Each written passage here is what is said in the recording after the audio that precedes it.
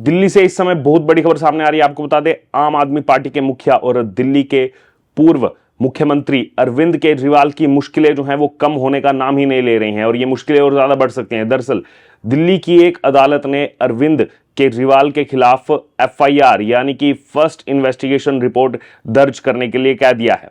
दरअसल ये मामला जो है वो पूरा सरकारी पैसों के कथित दुरुपयोग से जुड़ा हुआ है और अदालत ने पुलिस को एफआईआर दर्ज करने का निर्देश जो है वो दे दिया है। जी हां, विस्तार पूर्वक पूरी आपको खबर बताते हैं। दरअसल दिल्ली के राउज एवेन्यू कोर्ट ने पूर्व मुख्यमंत्री अरविंद केजरीवाल पर सरकारी पैसों के दुरुपयोग मामले में एफआईआर दर्ज करने का आदेश दिया है। जिस समय आम आदमी पार्टी की सरकार थी उस समय का यह दरअसल आरोप था। केजरीवाल पर आरोप यह है कि उन्होंने प्रचार के लिए बड़े बड़े होर्डिंग लगवाने में जनता के पैसे का गलत तरीके से इस्तेमाल किया। यह आरोप उन पर पहले भी लगातार लगता आया है। दरअसल अरविंद केजरीवाल और दो अन्य नेताओं गुलाब सिंह और नितिका शर्मा पर एफआईआर की मांग वाली याचिका पर सुनवाई हुई और सुनवाई करते हुए राउज एवेन्यू कोर्ट ने दिल्ली पुलिस को केस दर्ज करने का निर्देश दिया है। वहीं कोर्ट ने पुलिस से 18 मार्च तक, एक हफ्ते का पूरा समय दिया गया, 18 मार्च तक मामले की स्टेटस रिपोर्ट भी मांगी है। दरअसल 2019 में दिल्ली की एक अदालत में याचिका दायर की गई थी। इसमें यह आरोप था कि अरविंद केजरीवाल आम आदमी पार्टी के पूर्व विधायक गुलाब सिंह, जिसका इसमें नाम है मैंने आपको पहले बताया, और साथ ही साथ द्वारका से उस समय पार्षद नितिका शर्मा ने पूरे इलाके में बड़े बड़े होर्डिंग्स लगा करके जनता के पैसे का दुरुपयोग किया है। लगातार इन पर एडवर्टाइजमेंट के नाम पर दुरुपयोग, पैसे का दुरुपयोग जो है वो आरोप लगता ही रहा है उस समय। लेकिन निचली अदालत ने याचिका खारिज कर एफआईआर की इजाजत देने से इनकार कर दिया था और इसके बाद जनवरी 2024 में directorate of information and publicity ने भी आम आदमी पार्टी के राजनीतिक विज्ञापनों के लिए जनता के पैसे का दुरुपयोग करने के लिए ब्याज सहित 163.62 करोड़ रुपए वापस लेने को कहा था। भारतीय जनता पार्टी ने जनवरी 2025 में यह आरोप लगाया था कि आम आदमी पार्टी ने कुछ योजनाओं के बजट से ज्यादा खर्च जो है वो उसके प्रचार पर किया है। भारतीय जनता पार्टी ने दावा किया है कि बिजनेस ब्लास्टर्स योजना के लिए 54 करोड़ रुपए जारी किए गए थे, जबकि इसके प्रचार में 80 करोड़ रुपए खर्च कर दिए गए। आप सोचिए, 54 करोड़ रुपए एक योजना में जारी किया जाता है जिसका प्रचार करने के लिए 80 करोड़ लगाया जाता है। वहीं मेंटोर योजना के लिए 1.9 करोड़ रुपए का बजट रखा गया था, जबकि योजना के प्रचार पर 27.9 करोड़ रुपया खर्च हुआ। आप सोचिए, 2 करोड़ रुपया योजना पर लगा और 27 करोड़ प्रचार पर खर्च कर दिया। ट्राली योजना के लिए भी 77 लाख रुपए का बजट था, जबकि प्रचार पर 28 करोड़ रुपए खर्च किए। योजना पर 77 लाख लगे और प्रचार पर 28 करोड़ खर्च कर दिए। वहीं सितंबर 2022 में मेट्रोपॉलिटन मजिस्ट्रेट ने शिकायत जो है वो खारिज कर दी थी। बाद में सत्र न्यायाधीश ने मामला जो है वो वापस मजिस्ट्रेट कोर्ट भेज दिया। वहीं इसी बीच विशेष न्यायाधीश ने भी मामले को नए सिरे से सुनवाई करने को कहा था कि इसके नए तरीके से जो है यहां पर सुनवाई होगी और अब राउज एवेन्यू कोर्ट ने एफआईआर दर्ज करने का आदेश दिया है। यह फैसला अरविंद केजरीवाल के साथ साथ आम आदमी पार्टी के लिए एक बड़ा झटका जो है वो यहां पर माना जा रहा है।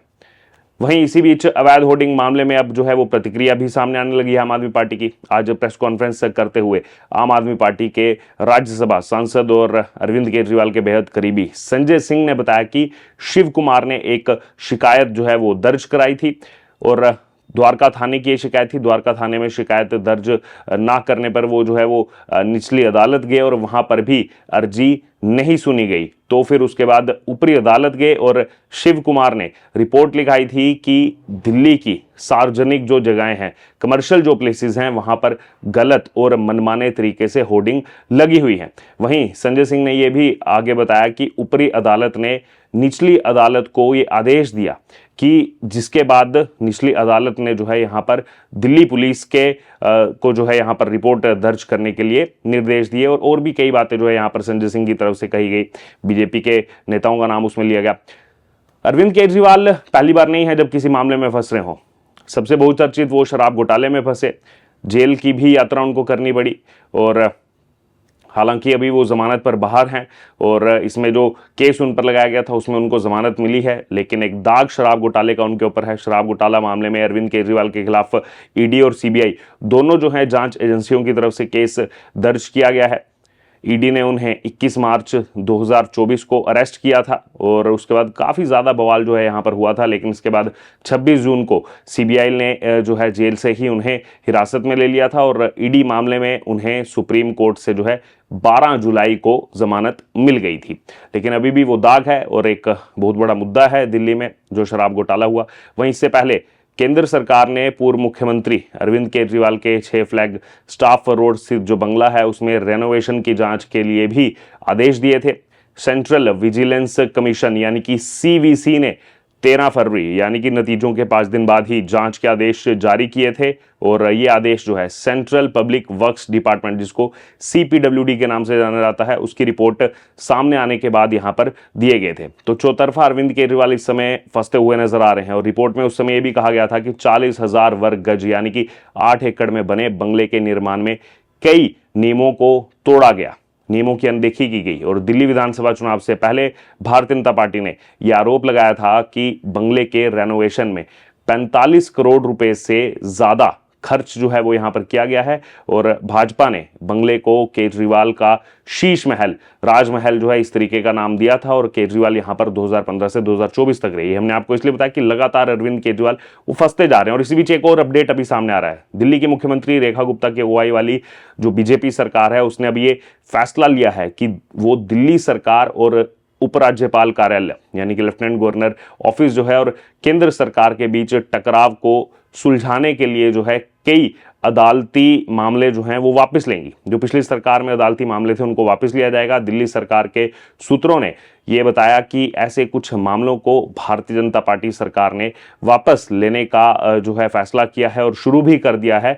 दरअसल ये वो मामले हैं जब आम आदमी पार्टी सत्ता में थी और जिन्हें लेकर के आम आदमी पार्टी सरकार जो है वो हमेशा सुप्रीम कोर्ट का दरवाजा जो है वो खटखटाती रहती थी और आरोप लगाती थी केंद्र सरकार पर, आरोप लगाती थी उपराज्यपाल पर कि दिल्ली में के शासन में वो दखल देने का जो है वो आरोप लगातार लगता रहा था। और ऐसा इसलिए है क्योंकि दिल्ली जो है वो एक केंद्र शासित प्रदेश है और प्रदेश केंद्र शासित प्रदेश होने के साथ साथ ही राष्ट्रीय राजधानी क्षेत्र भी है और इसी वजह से यहाँ पर कानून व्यवस्था सहित कुछ हिस्से जो हैं वो केंद्र सरकार के अधीन आते हैं। तो लगातार इस पर आरोप प्रत्यारोप चलता रहता था और अब रेखा गुप्ता की सरकार ने इसे वापस लेने का फैसला किया और ऐसे में पहले की आप सरकार और केंद्र के बीच कई मुद्दों पर सुप्रीम कोर्ट में जो है इस समय केस भी चल रहे हैं, जिनमें से अब दिल्ली सरकार जो अभी की दिल्ली सरकार है, बीजेपी सरकार, वो 5 मामले जो है वो वापस लेने जा रही है।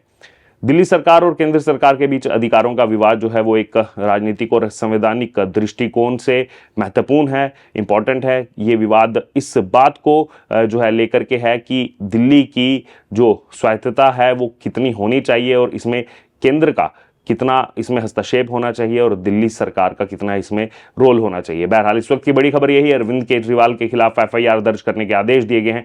क्या यहां पर गिरफ्तारी होगी अरविंद केजरीवाल की? क्या यहां पर चौतरफा अरविंद केजरीवाल फंसते जा रहे हैं? क्या है आपका कहना? आपकी इस पर क्या राय है? आप जरूर हमारे साथ कमेंट बॉक्स में शेयर करें। बने रहें तमाम अपडेट्स के लिए द डिजिटल रिपोर्टर के साथ। धन्यवाद।